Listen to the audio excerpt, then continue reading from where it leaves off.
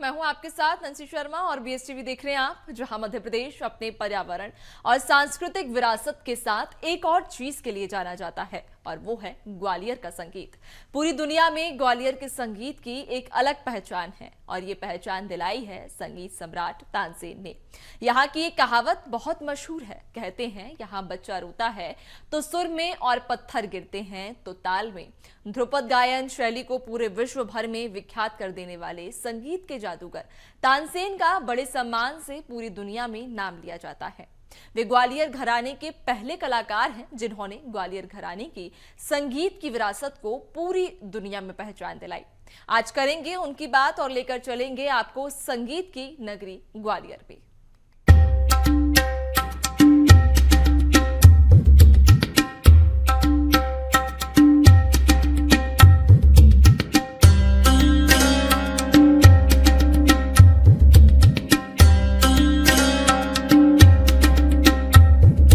संगीत सम्राट तानसेन की नगरी ग्वालियर के विषय में एक कहावत प्रचलित है कि यहाँ बच्चा रोता है सुर में और पत्थर लुढ़कते हैं तो ताल में, यानी यहाँ कण कण में संगीत है। यहाँ संगीत सम्राट तानसेन संगीत के देवता के रूप में पूजे जाते हैं। संगीत की नगरी है ग्वालियर, सिटी ऑफ म्यूजिक का मिला दर्जा। संगीत सम्राट तानसेन ने दिलाई ग्वालियर को नई पहचान। ध्रुपद गायन शैली को किया पल्लवित। किले, पहाड़ों और प्राकृतिक सौंदर्य के अलावा यदि ग्वालियर को जाना जाता है तो वो इसके संगीत के कारण। ग्वालियर और संगीत एक दूसरे के पूरक हैं। इन दोनों का बहुत खास और गहरा रिश्ता रहा है। ग्वालियर ने जिस प्रतिबद्धता के साथ संगीत की विरासत को संजोया और समृद्ध किया है, उसकी गूंज दुनिया भर में सुनाई दे रही है। ग्वालियर को संगीत की नगरी की पहचान दिलाई संगीत सम्राट तानसेन ने। ध्रुपद गायन शैली को उन्होंने यहाँ पल्लवित किया। भारतीय शास्त्रीय संगीत को विश्व भर में अलग अलग पहचान देने वाले संगीत सम्राट तानसेन का जन्म ग्वालियर के बेहट में एक ब्राह्मण परिवार में हुआ। उनके पिता का नाम मकरंद पांडे था। बचपन में संगीत सम्राट तानसेन का नाम रामतनु मिश्र था। कहा जाता है कि तानसेन यानी रामतनु बचपन में तरह तरह की आवाज निकालने में माहिर थे। एक बार जब महान संत स्वामी हरिदास ग्वालियर के बेहट के जंगलों से होकर गुजर रहे थे, तब उन्हें जंगल में होनहार बालक रामतनु मिला। जंगली जानवरों की आवाज निकाल रहे रामतनु की इस कला को देखकर हरिदास ने उनके माता पिता से उन्हें मांग लिया। उनकी आरंभिक संगीत शिक्षा मथुरा वृंदावन में स्वामी हरिदास के सानिध्य में हुई। ऐसा है कि तानसेन की पैदाइश ऐसा कहते हैं कि यहीं हुई है। बेहट में उन्होंने साधना की है और साधना करते हुए ऐसा किंवदंती है कि वो जब गाते थे या उनका गाना अच्छा हो गया था तो वो शिव मंदिर जो है आप कभी देखे होंगे तो वो टेढ़ा हो गया था। तो यहीं उनका रहना हुआ और राजा मानसिंह तोमर ने किले के ऊपर एक संगीत विद्यालय खोला था। वो संगीत विद्यालय ने भारत का सबसे पहला संगीत विद्यालय रहा। उसमें तानसेन जी भी थे, बेजू बावरा जी भी थे। तो तानसेन ग्वालियर के थे और उन्होंने बहुत कुछ मेहनत की हुई है। और आज ग्वालियर का जो नाम है संगीत के क्षेत्र में तो तानसेन की वजह से ही है। और बात ऐसी है कि किंवदंतियाँ बहुत हैं। कोई कहता है तानसेन यहाँ से रीवा चले गए, कोई कहीं कुछ कहता है, लेकिन हमारे हिसाब से क्योंकि हम ग्वालियर के हैं, यहीं के, हम भी पैदाइश यहीं के, तो हम तो ये कहेंगे ग्वालियर में ही तानसेन रहे और यहीं के रहे। संगीत सम्राट तानसेन के शहर में संगीत की समृद्धशाली परंपरा वर्षों पुरानी है। विश्व भर को ध्रुपद गायकी देने की बात हो या फिर शास्त्रीय संगीत सिखाने की परंपरा, इन सभी का निर्वहन यहाँ 14वीं सदी से लगातार किया जा रहा है। राजा मानसिंह के शासनकाल में गुजरी महल में गुरु शिष्य परंपरा से शास्त्रीय संगीत की शिक्षा दी जाती थी। गुजरी महल में उस दौर में संचालित पहले संगीत विद्यालय में कई महान कलाकार थे। इसी संगीत विद्यालय में संगीत सम्राट तानसेन ने भी प्रारंभिक शिक्षा ली। इसके बाद वह अपने गुरु हरिदास के पास वृंदावन चले गए। तानसेन की जन्मभूमि ग्वालियर और कर्मभूमि रीवा रही। अब जैसा कि आपने खुद ही बोला कि ग्वालियर और संगीत का करीबी रिश्ता है, तो अभी तो ग्वालियर को संगीत नगरी ही घोषित कर दिया गया है। और मैं समझती हूँ इसका एकमात्र कारण तानसेन ही है, क्योंकि अगर अपन ग्वालियर का कहीं जिक्र भी करते हैं तो ऑटोमेटिकली संगीत सम्राट तानसेन का नाम आ ही जाता है। इसलिए ग्वालियर और संगीत और तानसेन ये एक दूसरे के परियार माने जा सकते हैं। अब रही बात संगीत ग्वालियर और तानसेन को लेकर, तो मेरा ऐसा मानना है कि तानसेन एक ऐसी शख्सियत, एक ऐसा अस्तित्व संगीत के लिए, हिंदुस्तानी शास्त्रीय संगीत की ध्रुपद शैली के लिए रहा कि जिसने हिंदुस्तानी शास्त्रीय संगीत में यह ध्रुपद शैली अत्यंत लोकप्रिय की, और इसका जो स्टार्टिंग हुआ वो ग्वालियर से ही हुआ, क्योंकि वो ग्वालियर में ही, ग्वालियर से निकट बेहट में पैदा हुए और इसके बाद उनकी संगीत शिक्षा स्वामी हरिदास जी के पास हुई। इसके बाद जब ये शैली प्रचार प्रसार के लिए उठी तो इसके साथ एक नाम और जुड़ता है, वो है ग्वालियर के महाराजा मानसिंह का, जिन्होंने यहाँ के ही पदों में विष्णु पद की रचना की। इसके पहले, उनके पहले डुंगरेंद्र सिंह महाराज ने भी विष्णु पदों की रचना की। तो मानसिंह ने तानसेन की सहायता से ध्रुपद शैली का परिष्कार किया, उसका परिवर्धन किया, उसका प्रचार किया। ये संबंध क्या है कि उन्होंने जो संगीत विद्यालय खोला था किले के ऊपर, तो उसमें ये उनके इसमें स्टूडेंट में थे, और वहाँ जो विद्यालय चलता था उसमें ये भी शिक्षा लेते थे, इसमें कोई शक नहीं है।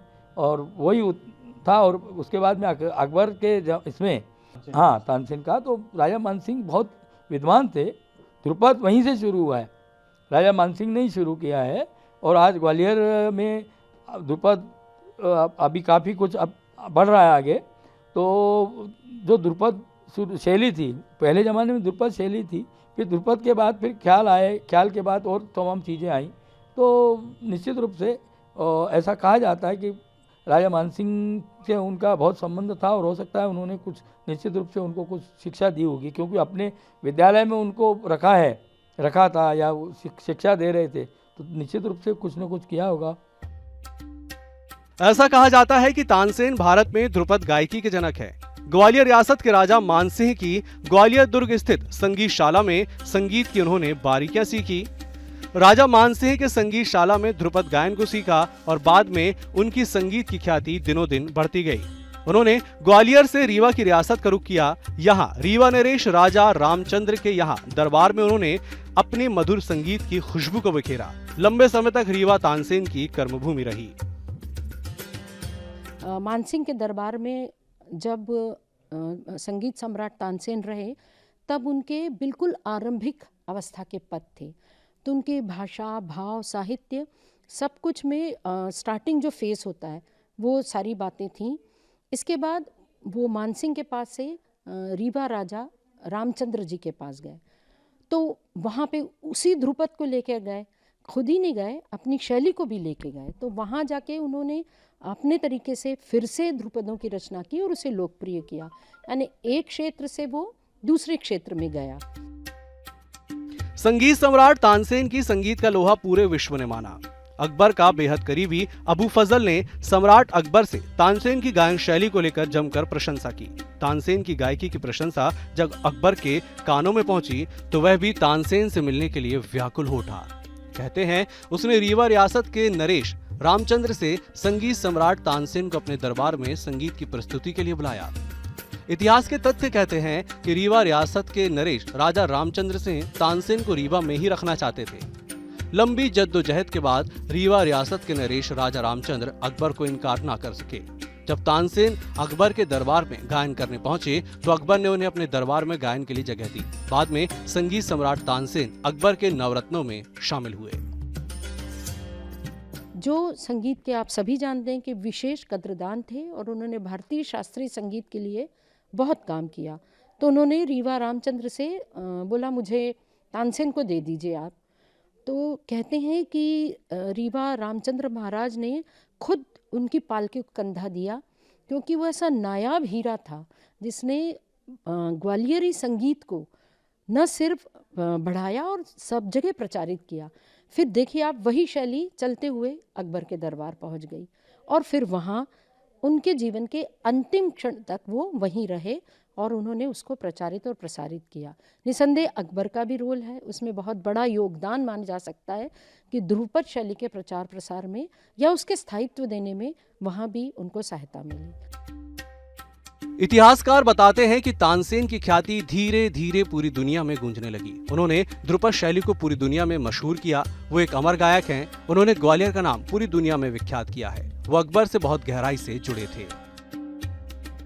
ध्रुपद धमार जिसके असली रचयिता मानसिंह तोमर है, उसको ही तानसेन ने जन जन तक पहुंचाया, उसको आगे विकसित किया, ध्रुपद और धमार को। तो उनको संगीत का मास्टर कहा जाना स्वाभाविक है, वो कहा जाना ठीक भी है। और जहाँ तक कि आपने सवाल में जो पूछा है कैसा रहा उनका सफ़र, तो बड़ा उज्जवल रहा। अकबर बादशाह ने अपनी संगीत की जो वो थी कोर्ट ऑफ म्यूज़िक, उसका उनको निदेशक मतलब संचालक भी बना के रखा था। उनके अधीन 36 से 40 के बीच में संगीतकार थे जो उनकी देखरेख में ही गाते थे, बजाते थे और अकबर के दरबार में अपना संगीत पेश करते थे। अमर गायक तानसेन जी ने इतने बड़े बड़े काम किए हैं कि जो आज दुनिया भर में मशहूर हैं। अमर गायक तानसेन चूँकि अकबर से बहुत गहराई से जुड़े थे और अकबर ने यहाँ तक अपनी एक बहन मेहरुन्निसा जिसका नाम था, उसकी शादी भी उनसे करने की स्वीकृति दे दी थी, जिससे कि वो सम्राट अकबर के बहुत नज़दीक भी आ गए थे। अमर गायक तानसेन जी ने ध्रुपद धमार शैली को पूरी दुनिया भर में प्रसिद्ध किया और उनके बेटों ने भी आगे उस काम को आगे बढ़ाया।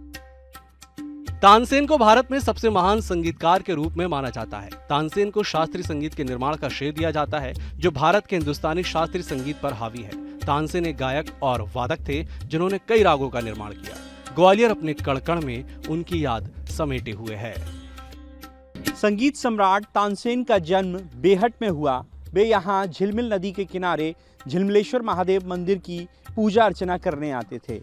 उन्हें महादेव की कृपा से ही सुरीली आवाज मिली। कहते हैं कि जब उन्होंने यहाँ संगीत की उपासना की तो उस संगीत की तान से ये मंदिर टेढ़ा हो गया, जो आज भी उसी आकार में है जिसकी चर्चा अक्सर लोग किया करते हैं। ग्वालियर को आज विश्व भर में संगीत सिटी यानी कि म्यूजिक ऑफ सिटी के रूप में जाना जाता है। उसका श्रेय महान संगीतज्ञ तानसेन को जाता है। वैसे तो ग्वालियर में संगीत का उदय राजपूत शासक राजा मानसिंह के शासनकाल में ही शुरू हो गया था, लेकिन ग्वालियर के संगीत को तानसेन ने ही एक अलग पहचान दी है। संगीत सम्राट तानसेन को भगवान ने संगीत के लिए ही इस दुनिया में भेजा था। तानसेन सिर्फ और सिर्फ पूरी उम्र संगीत के लिए ही जिए। ग्वालियर का बेहट में जहां तानसेन की जन्मस्थली है, वहां जंगल में झिलमिल नदी के किनारे बसे झिलमिलेश्वर महादेव मंदिर पर तानसेन बचपन में झिलमिलेश्वर महादेव की उपासना करते थे। यही संगीत की उन्होंने साधना की है। उनके संगीत की तान से प्राचीन झिलमिलेश्वर महादेव मंदिर का गुम्बद टेढ़ा हो गया, जो आज भी उसी हालात में है। और मंदिर को गा के वो टेढ़ा होने वाली बात हमने भी काफ़ी अखबारों में, काफ़ी किताबों में पढ़ी है।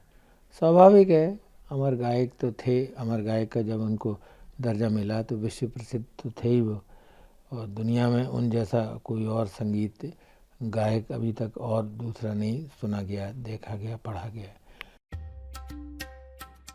मोहम्मद गौस के मकबरे के नजदीक ही संगीत सम्राट तानसेन का मकबरा है। इस मकबरे पर एक इमली का पेड़ है। इस पेड़ के विषय में मान्यता है कि जो भी इस इमली के पेड़ की पत्तियां चबाकर खाता है उसे तानसेन की तरह ही मधुर आवाज प्राप्त होती है। इसलिए यहाँ आने वाले लोग इस पेड़ की पत्तियों को खाते हैं। कहा जाता है कि तानसेन इसी पेड़ के नीचे बैठकर रियाज करते थे और ध्रुपद के राग सुनाते थे। जानकार बताते हैं कि तानसेन इसी इमली के पत्ते को खाकर अपनी आवाज को सुरीला करते थे। ग्वालियर के हजीरा इलाके में स्थित तानसेन की समाधि स्थल के नजदीक इमली के पेड़ को चमत्कारी बताया जाता है। दुनिया भर के संगीतज्ञों के लिए तानसेन का मकबरा एक पवित्र तीर्थ स्थल है और इसके दर्शन के लिए दूर दराज से संगीतज्ञ आते हैं। यहाँ उनकी समाधि पर उन्हें नमन करते हैं। इसके अलावा अगर बात करें तो इस क्षेत्र की आध्यात्मिक शक्ति इतनी है कि लोग यहाँ की मिट्टी को अपने माथे से लगाकर ये महसूस करते हैं कि उनकी जो आवाज़ है वो बेहद सुरीली हो गई। एक ख़ास बात और है कि उनके मकबरे के पास एक प्राचीन इमली का पेड़ है। कहते हैं कि इस इमली के पेड़ के पत्ते खाने से संगीतज्ञों की जो आवाज़ है वो बेहद सुरीली और मधुर हो जाती है। हमारे साथ कुछ लोग मौजूद हैं जो यहाँ बरसों से आ रहे हैं और जो इस मकबरे की प्रबंधक कमेटी से जुड़े हुए हैं। क्या नाम है आपका? मेरा नाम राम बाबू वर्मा है जी। और दरगाह कमेटी का सेक्रेटरी हूँ। और यहाँ जो मकबरा तानसेन का बना हुआ है, यहाँ करीब 99 वर्ष हो गए हैं। प्रतिवर्ष शासन की तरफ से स्टेट के ज़माने से यहाँ समारोह हुआ करता है। और पहले नर्तकी वगैरह आती थी, तमाम संगीत हुआ करता था, ठहरती थी, 8-8 10-10 दिन ठहरती थी। बेहद पवित्र स्थान है। आप देख सकते हैं तस्वीरें कि जो लोग यहाँ आते हैं वो इस इमली के पेड़ की पत्तियाँ जरूर खाते हैं। बात कर लेते हैं, आपने कहाँ से आए हैं आप? सर ग्वालियर से ही हैं, गुड़ागुड़ी के नाके से। कई सालों से आ रहे हैं हम यहाँ पर। और ऐसी मान्यता है कि इसकी पत्तियाँ खाने से आवाज़ काफ़ी सुरीली हो जाती है। तो आप भी संगीत के प्रति लगाव रखते हैं? जी बिल्कुल। गाते हैं? नहीं गाते नहीं हैं सर, लेकिन लगाव रखते हैं और इनके जो तानसेन समारोह होता है हर साल उसमें शिरकत भी करते हैं। जी। तो बेहद पवित्र स्थान है और जो संगीत प्रेमी हैं और जो भी तानसेन साहब में आस्था रखता है वो यहाँ खिंचा चला आता है। जो भी आता है वो इस इमली के पेड़ की पत्तियाँ जरूर खाता है। तानसेन का अपने आध्यात्मिक गुरु मोहम्मद गौस से भी गहरा नाता था। तानसेन को गुरु शिष्य परंपरा का अद्भुत उदाहरण माना जाता है। उनकी मृत्यु आगरा में हुई, लेकिन उन्हें ग्वालियर में उनके आध्यात्मिक गुरु मोहम्मद गौस के मकबरे के पास दफनाया गया। तानसेन हिंदू और मुस्लिम दोनों धर्म के लोगों के लिए बेहद सम्माननीय और पूजनीय हैं। मुस्लिम धर्म के लोग उनके मकबरे पर इबादत करते हैं तो हिंदू धर्म के लोग उन्हें बड़ी आस्था के साथ संगीत के देवता के रूप में पूजते हैं। तानसेन का जीवन भी बेहद रहस्यमय और बेहद दिलचस्प रहा है। तानसेन का विवाह भी मुगल बादशाह अकबर के ही खानदान में हुआ था। उनकी पत्नी का नाम मेहरुन्निसा था। उनके विषय में कई किंवदंतियां प्रचलित हैं। यही वजह है कि हर वर्ष जब तानसेन समारोह का आयोजन होता है तो उनकी समाधि पर जहां हिंदू रीति रिवाज के साथ हरि कथा का आयोजन किया जाता है तो दूसरी तरफ मुस्लिम पद्धति के रूप में मिलाद भी आयोजित होती है। तानसेन और मोहम्मद गौस का मकबरा गुरु शिष्य परंपरा की निशानी के साथ साथ गंगा जमुना तहजीब के रूप में भी अपनी पहचान रखता है। ऐसा कहा जाता है कि तानसेन की अंतिम इच्छा भी यही थी कि उन्हें उनकी मृत्यु के बाद उनके आध्यात्मिक गुरु मोहम्मद गौस के मकबरे के नजदीक ही दफनाया जाए। संगीत सम्राट तानसेन गुरु शिष्य परंपरा के अद्भुत उदाहरण हैं। इस वक्त हम मोहम्मद गौस साहब के मकबरे पर मौजूद हैं। ये उनके आध्यात्मिक गुरु हैं और इसके ठीक बगल में सुर सम्राट तानसेन का मकबरा है जहां उनकी मृत्यु के बाद उन्हें दफनाया गया था। मैं तस्वीरें दिखाना चाहूँगा। ये उनका मकबरा है यानी संगीत सम्राट तानसेन का, और इसके ठीक बगल में उनके जो आध्यात्मिक गुरु थे मोहम्मद गौस साहब, उनका मकबरा है। कहते हैं कि संगीत सम्राट तानसेन का अपने गुरु मोहम्मद गौस साहब से बेहद करीबी रिश्ता था। वो उन्हें बहुत अपने जीवन में मानते थे और आध्यात्मिक गुरु के रूप में उनके बताए पदचिन्हों पर चलते थे। हमारे साथ यहाँ कुछ लोग मौजूद हैं जो यहाँ पर इबादत करते हैं। तानसेन जी का मकबरा उनके गुरु के साथ, मोहम्मद गौस साहब के साथ, क्योंकि गुरु शिष्य परंपरा का अद्भुत ये उदाहरण है। किस तरह के रिश्ते थे गौस साहब के साथ और तानसेन जी के? मोहम्मद गौस साहब जो थे वो तानसेन मोहम्मद गौस साहब के शिष्य थे और अकबर के दरबार में नवरत्नों से नवाजे गए थे। तानसेन के माता पिता बेहट गांव में रहने वाले थे, जो जहाँ की परंपरा है जो 5 दिन समारोह चलता है। लास्ट टाइम में वहीं बेहट गांव में ही समापन होता है। 1562 में इसकी नींव रखी गई थी। 38 साल इसको बनने में लगा था। पहले मोहम्मद गौस साहब आगरा में एक्सपायर हुए थे और आगरा से डेड बॉडी आपकी ग्वालियर लाई गई थी और परंपरा अनुसार उनको दफनाया गया था। और तानसेन को भी आगरा में एक्सपायर हुए थे। तानसेन की भी परंपरा अनुसार आगरा से डेड बॉडी लाके बाबा गौस साहब के जस्ट सामने दफनाया गया है। कितना करीबी रिश्ता था दोनों के बीच? गौस साहब और आध्यात्मिक गुरु थे, किस तरह से उनके बीच लगाव हुआ? दोनों के अंदर ही मोहब्बत थी, क्योंकि सबसे बड़ी चीज़ तानसेन गुरु नहीं थे, मोहम्मद गौस गुरु थे और अपने तानसेन को अपना बेटा मानते थे। उनके संगीत गुरु स्वामी हरिदास जी थे। स्वामी हरिदास जी ने तानसेन को संगीत की शिक्षा दी थी और उसके बाद संगीत की शिक्षा देने के बाद बाबा गौस की शरण में ही तानसेन साहब रहे थे। कुछ उल्लेख कहते हैं कि गौस साहब ने एक पुस्तक लिखी थी, उसमें भी इस बात का जिक्र है। तानसेन मोहम्मद गौस साहब ने जो पुस्तक लिखी थी उसका नाम कुलियात गवालियरी है। उसमें इस बात का जिक्र दिया गया है कि तानसेन जो थे वो ब्राह्मण परिवार से थे और बाद में उन्होंने बाबा गौस की शरण में आके इस्लाम में आके फिर तानसेन मुस्लिम हुए और उसके बाद उन्होंने इस्लाम कबूल किया और उसके बाद उनको दफनाया गया था। जी, तो यहीं पर उन्हें दफनाया? हाँ, मोहम्मद गौस के जस्ट बगल में ही उनको दफनाया गया है। तो देखिए, तानसेन की ये आखिरी ख्वाहिश थी कि उन्हें उनके गुरु के नज़दीक ही दफनाया जाए और उनकी आखिरी ख्वाहिश को पूरा करते हुए उन्हें यहाँ दफनाया गया था। हालांकि तानसेन के जीवन के संदर्भ में अलग अलग कहानियाँ हैं, अलग अलग किंवदंतियाँ हैं और लोग अलग अलग बातें करते हैं, लेकिन बड़ी बात यह है कि ग्वालियर का ये जो तानसेन का मकबरा है बेहद प्रचलित है और संगीतज्ञों के लिए ये एक पवित्र स्थान है। तानसेन का मकबरा दुनिया भर के संगीत प्रेमियों और संगीतज्ञों के लिए एक बड़ा तीर्थ स्थल है। यहाँ तानसेन के मकबरे पर दूर दूर से संगीत प्रेमी खींचे चले आते हैं। जो भी संगीत में रुचि रखता है वह तानसेन की समाधि पर उन्हें श्रद्धा सुमन अर्पित करने जरूर आता है। ग्वालियर में मध्य प्रदेश का संस्कृति विभाग हर साल प्रसिद्ध तानसेन समारोह का आयोजन करता है। इसमें देश विदेश के विख्यात संगीतज्ञ संगीत सम्राट तानसेन को श्रद्धांजलि अर्पित करने पहुंचते हैं। इस वर्ष भी आयोजन बड़े भव्य रूप में आयोजित किया गया, जिसमें देश के कई बड़े कलाकारों ने प्रस्तुति दी। दुनिया भर के संगीतज्ञों की ये ख्वाहिश रहती है कि वह कम से कम एक बार संगीत सम्राट तानसेन की याद में आयोजित किए जाने वाले विश्व प्रसिद्ध तानसेन समारोह में अपनी प्रस्तुति देकर तानसेन को श्रद्धांजलि दे सके। इसके लिए कलाकार पूरे वर्ष भर तैयारी भी करते हैं। वह कलाकार खुद को बेहद सौभाग्यशाली मानते हैं जिन्हें यहाँ तानसेन की समाधि स्थल पर आयोजित होने वाले तानसेन समारोह में प्रस्तुति देने का मौका मिलता है। संगीत की खूबसूरती को, जो कि मैं भी एक संगीत से शिक्षित हूँ, क्योंकि मैं भी एक कथक टीचर हूँ। मैं कितना पवित्र स्थान है आपके लिए ये? बहुत ज़्यादा पवित्र है, क्योंकि मैं खुद संगीत से जुड़ी हूँ, तो मेरे लिए बहुत ज़्यादा पवित्र है, बहुत ज़्यादा सुंदर है। यहाँ का आर्किटेक्चर सब कुछ बहुत ज़्यादा सुंदर है और मुझे बहुत अच्छा लगता है।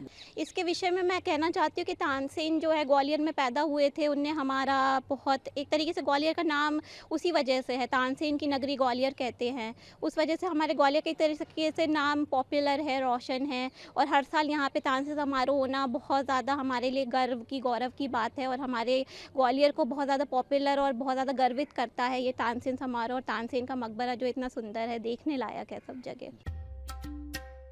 संगीत सम्राट तानसेन की संगीत की कई रचनाएं हमेशा हमेशा के लिए भारतीय शास्त्रीय संगीत की दुनिया में अमर हो गईं, जिनमें राग मियाँ की तोड़ी मियाँ की मल्हार, दीपक राग जैसी महत्वपूर्ण रचनाएं शामिल हैं। ऐसा कहा जाता है कि तानसेन मेघ मल्हार गाया करते थे तो आसमान से बारिश उठती थी, दीपक राग गाते थे तो दीपों में अग्नि प्रज्वलित होती थी। उन्हें साक्षात ईश्वर का ही वरदान था। ग्वालियर घराने के जितने भी प्रसिद्ध संगीतज्ञ हुए हैं उन्होंने संगीत सम्राट तानसेन को ही अपना संगीत का गुरु माना है। सिटी ऑफ म्यूज़िक ग्वालियर को घोषित किया गया है। ये अपने आप में एक बहुत गौरवान्वित होने वाली बात है हम सभी ग्वालियर वासियों के लिए, हम सभी संगीत साधकों के लिए। इससे ग्वालियर का नाम जो है वो वैश्विक स्तर पर सामने आएगा। वैसे ग्वालियर अनेक क्षेत्रों में अपने आप में एक प्रमुखता रखता है और संगीत की अगर हम विशेष रूप से बात करें तो संगीत का ये घराना रहा है, ख्याल गायकी का घराना रहा है। अनेक वरिष्ठ कलाकार, वरिष्ठ कला गुरु ग्वालियर से हुए हैं कि जिनकी कलाओं के आधार पर, जिनके कलाओं को आगे बढ़ाते हुए उनके शिष्यगणों ने दुनिया भर में ग्वालियर का नाम रोशन किया है और इसी आधार पर ग्वालियर की सांगीतिक और सांस्कृतिक उपलब्धियों के आधार पर ही ग्वालियर को सिटी ऑफ म्यूजिक घोषित किया गया। ऐसा कहा जाता है कि तानसेन ने अपनी अंतिम सांस भी संगीत को ही समर्पित की। उनकी मृत्यु 80 वर्ष की आयु में हुई। ऐतिहासिक तथ्यों में ये उल्लेख है कि अकबर की गुजारिश पर उन्होंने जब दीपक राग गाया तो उस राग की वजह से उनके शरीर में बेहद गर्मी उत्पन्न हुई। उसके बाद उनकी तबीयत बिगड़ गई और कहते हैं कि इसी वजह से उनकी मृत्यु भी हो गई। बहरहाल हिंदुस्तानी शास्त्रीय संगीत के इतिहास में ग्वालियर के तानसेन हमेशा हमेशा के लिए अमर हो गए। जब जब हिंदुस्तानी शास्त्रीय संगीत की चर्चा होती है तो तानसेन का नाम बड़े अदब और सम्मान के साथ लिया जाता है। तानसेन ने संगीत की उस परंपरा को जन्म दिया है जिसका अंत असंभव है। जब तक दुनिया में संगीत है तब तक दुनिया में तानसेन अमर रहेंगे। इस खास प्रोग्राम में फिलहाल इतना ही। बने रहिए BSTV के साथ। दीजिए इजाजत। नमस्कार।